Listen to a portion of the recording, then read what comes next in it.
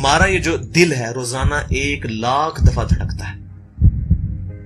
1,00,000 دفعہ ہر انسان کا دل دھڑکتا ہے، اور 1,00,000 دفعہ دھڑکنے سے 10,000 لیٹر خون ہماری شریانوں میں ٹریول کرتا ہے روزانہ.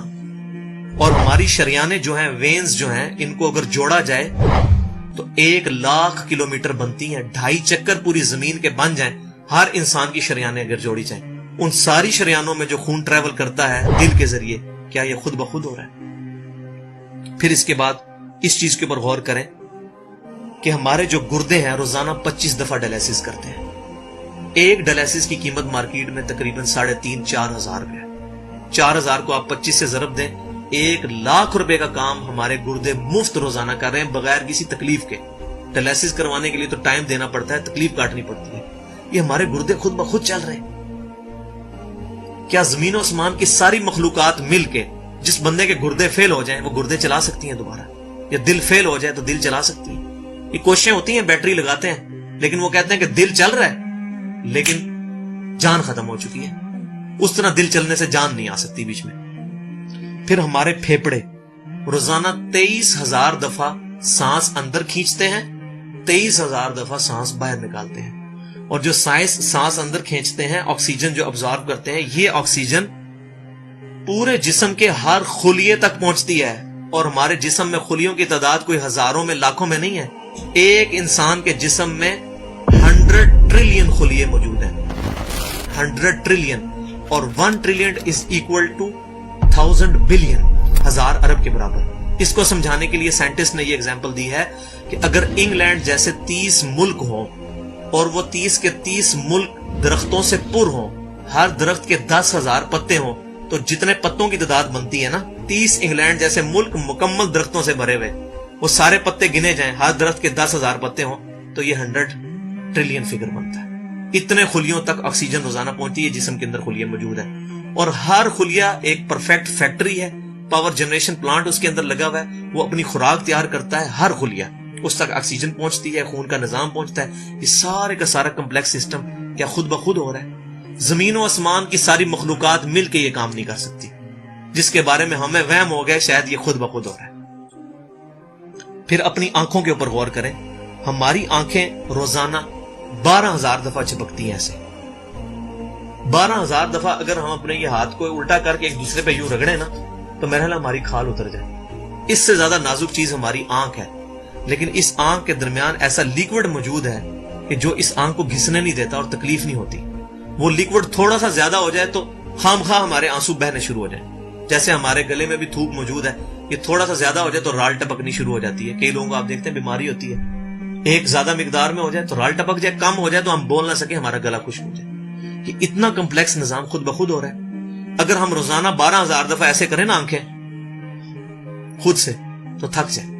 لیکن یہ بلا ارادہ یہ ساری کی ساری چیزیں کسی کنٹرولنگ اتھارٹی نے اس کو ٹائنیسٹ ڈیٹیل تک کنٹرول کیا ہے کہ جو ہمارے اختیار سے باہر خود بخود ہماری آنکھیں چل رہی ہیں. جب کوئی خطرہ سامنے آتا ہے، اندھیری چلتی ہے، نہ چاہتے ہوئے خود بخود ہماری آنکھیں یوں بند ہو جاتی ہیں. پھر اس کے اوپر پلکوں کے اوپر بال ہیں، اور نہ صرف یہ بال، اپنے ناخنوں پر غور کریں. گوشت میں سے ناخن نکل رہے ہیں. یار گوشت کے اندر کون سا مٹیریل ہے جو یہ ناخن باہر نکال رہا ہے؟ یہ گوشت میں سے دانت نکل رہے ہیں، یہ گوشت میں سے گھاس نکل رہی ہے. یہ دیکھیں گھاس، یہ بال نکل رہے ہیں. جو بندہ پاگل ہو جاتا ہے، یار گوشت میں سے اتنی مشکل چیزیں کیسے نکل رہی ہیں؟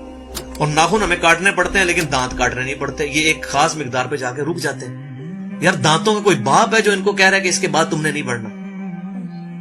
سر کے بال بڑھتے ہیں لیکن یہ ہمارے یہ والے بال نہیں بڑھتے، ابرو کے بال نہیں بڑھتے. اس کو کون کنٹرول کر رہا ہے؟ یہ ساری کی ساری چیزیں کیا خود بخود ہو رہی ہیں؟ جو چیزیں بھائیوں کرنے سے نہیں ہو سکتی، انسان اپنی چیزیں خود کنٹرول نہیں کر سکتا، تو خود بخود وہ کیسے ہو رہی ہیں؟ اس سے بڑی تو بیوقوفی اور کوئی چیز نہیں. پھر سب سے مشکل جو انسٹرومنٹ ہمارے دماغ جو ہے، ہمارے دماغ کے اندر 10 ارب خلیے ہیں، اور جو دماغ کے اندر جو ہمارے کنیکشنز ہیں وہ 100 ٹریلین ہیں، equivalent to the quantity of cells in human body. جو میں نے بتایا تھا انگلینڈ جیسے 30 ملک ہوں، وہ والی ایگزامپل دی، وہ سیم اتنے کنیکشنز دماغ کے اندر ہیں. ہمارے دماغ کے اندر 1 منٹ کے اندر 10 لاکھ چین ریاکشنز ہوتے ہیں جن کی وجہ سے دماغ کام کرتا ہے. ایک کنیکشن بھی ان 100 ट्रिलियन कनेक्शन में से डिस्टर्ब हो जाए, हमारा दिमाग काम नहीं कर सकता। इतनी टाइनीस्ट डिटेल तक दिमाग को जो कंट्रोल किया है, ये क्या दिमाग खुद ब खुद अपने आप को कंट्रोल कर रहा है?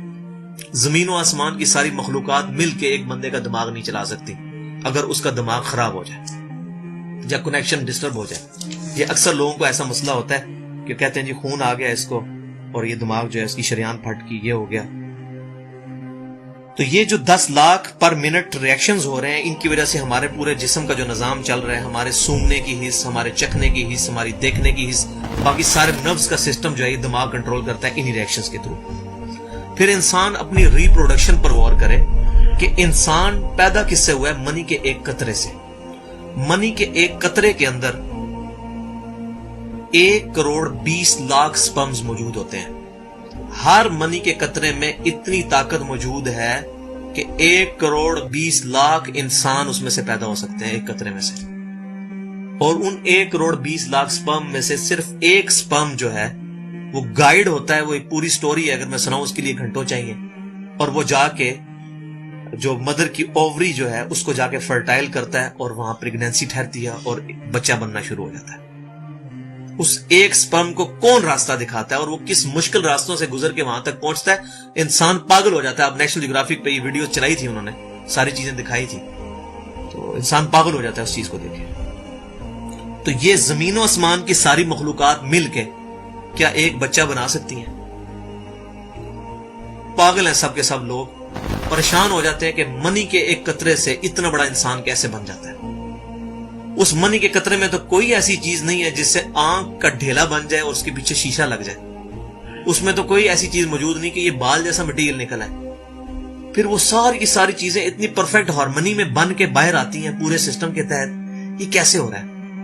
जो काम जमीन और आसमान की सारी मखलूकात मिलके नहीं कर सकती, वो खुद ब खुद कैसे हो सकता है?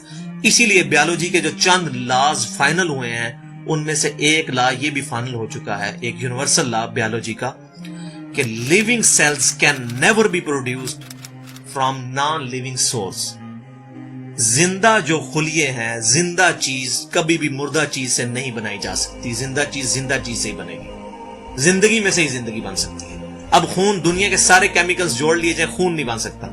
जिंदा बंदे का खून ही उस दूसरे बंदे को लगता है। क्यों? कि लिविंग सेल्स है। तो ये बायोलॉजी का लॉ जो है ये फाइनल हो चुका है। तो अब तक जितनी मैंने डिस्कशन की, ये वो तमाम डिस्कशंस हैं जो आम इंसान, इसमें से मेजॉरिटी चीजें ऐसी हैं कि जो आम इंसान, चाहे आज का इंसान है चाहे 1000 साल पहले का इंसान है, वो इन सारी चीजों को ऑब्जर्व करके एक सुपर कंट्रोलिंग अथॉरिटी तक पहुंच सकता है, और वो अथॉरिटी है अल्लाह।